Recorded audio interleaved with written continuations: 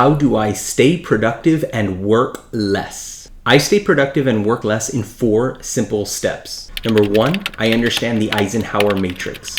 Number 2, I practice a habit every day that helps filter all of my incoming decisions. Number 3, I regularly assess how I'm doing and make adjustments accordingly. And number 4, I reap the compounding benefits of these good decisions. If you don't know me, my name is Jared. I'm an inner city high school teacher turned leadership coach. So the remainder of this video, we will explore the 4 steps I just mentioned so that you can hopefully stay productive, work less, and be fully engaged at home. The first thing I do to stay productive and work less is understand the Eisenhower Matrix. Essentially, the Eisenhower Matrix is a framework that allows you to filter out any decisions that come into your life, and it allows you to categorize them and then realize what you should be doing. The first area of the Eisenhower Matrix is called Quadrant 1. These are basically fires, and for me in my life, those fires include health emergencies for myself or my family, or in my day job, any kind of crisis or last-minute event that I could not properly foresee, and then I have to drop everything to do it. Every type of role and every type of season of life has their own Quadrant 1 fires. But what's critical to remember is that the goal of Quadrant 1 is to manage these and, if possible, learn how to contain them or even prevent them. The next area that the Eisenhower Matrix talks about is called Quadrant number 3. These are things that are less important but feel very urgent. For example, in my life, whenever I get a new email or a chat notification, there is a sense that I have to check it right away. What's difficult though with Quadrant 3 is you do feel like you're getting things done, but you're really not moving anywhere. Although it might be good to check my email, doing so all day will not accomplish anything.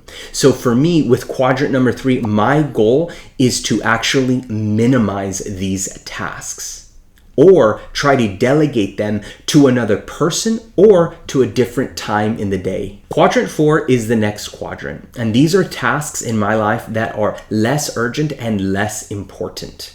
It's basically anything that is moderately good, but then done in excess. For example, after a long day of fighting fires, that is being in Quadrant number 1, I might want to rest and relax by watching television. However, doing that in excess is going to be wasteful for me. I might want to enjoy some junk food, which might be good, but in excess will be detrimental to me. Essentially, the goal for Quadrant number 4 is to eliminate this quadrant altogether and not spend any time here. Quadrant 2 is the most important quadrant because it is a quadrant that is important but not as urgent. I don't have to get these things done right now. However, doing these tasks are going to prevent future fires, ensure that I feel well rested so that I don't have to rest in excess, and also take care of all those little tasks that I have to do, but do so after I take care of the more important things. Quadrant 2 tasks include relationship building, planning, prevention, reflection after a crisis in order to learn from the crisis, good sleep, learning, energy renewal, and basically anything in my life that is important but not urgent. The goal in this area for me is to maximize the time I spend in Quadrant number 2. The more time I spend in this area, the less fires usually pop up. Once I learned about the Eisenhower Matrix, then I moved into forming a habit that filters all of my incoming decisions. It wasn't until I started to apply the Eisenhower Matrix with a new habit that things really took off for my productivity and I started to work less. The habit is simple. Pause, get more details, make a decision. When it comes to pausing, I didn't just say yes to everything coming my way. I forced myself to take a breath, slow it down, and then get more details. For me personally, I had to fight against the people-pleasing urge that is normal within me and many of us to just automatically say yes. Once I pause, I then get more details. I tend to ask a few set of questions. How important is this?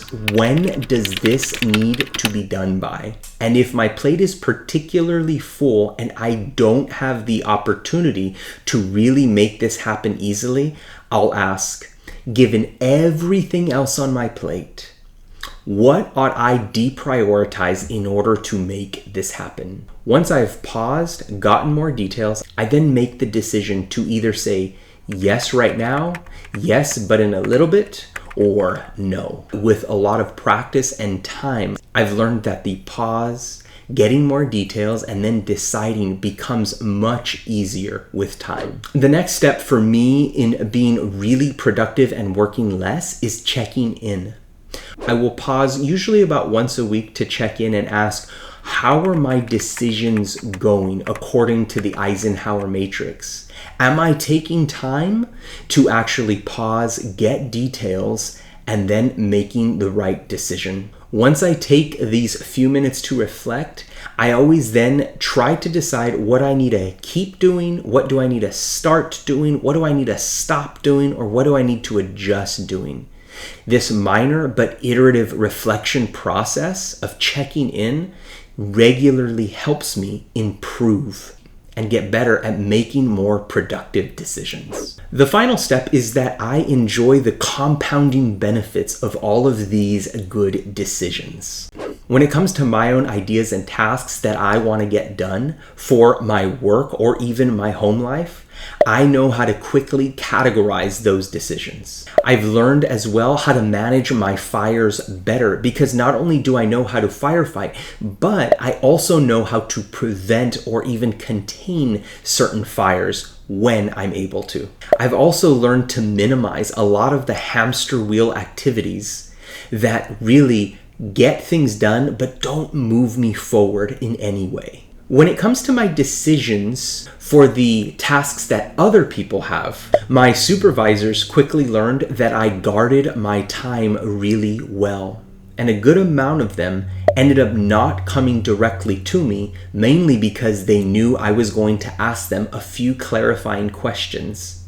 And that had them either put the task on someone else or eliminate it altogether. The great thing is that they began to give me a lot more bigger and more critical projects that eventually helped me advance my own career. Those around me began to understand and adopt some of the framework that I started applying, and that made the team I was working with more productive overall. Ultimately, I started to work less, focus on what mattered, and then found a level of escape from all of the constant firefighting and stress of bad decisions. With time, I not only began to minimize the amount of fires that I dealt with, but I also began doing the activities that I enjoyed in quadrant number 2 that were important and making a huge difference, which significantly contributed to my work and also allowed me to be more engaged at home. The aim of this video was to look at how I stay productive and work less. This is a 3-part video series, so do get subscribed to find out when the next video comes out.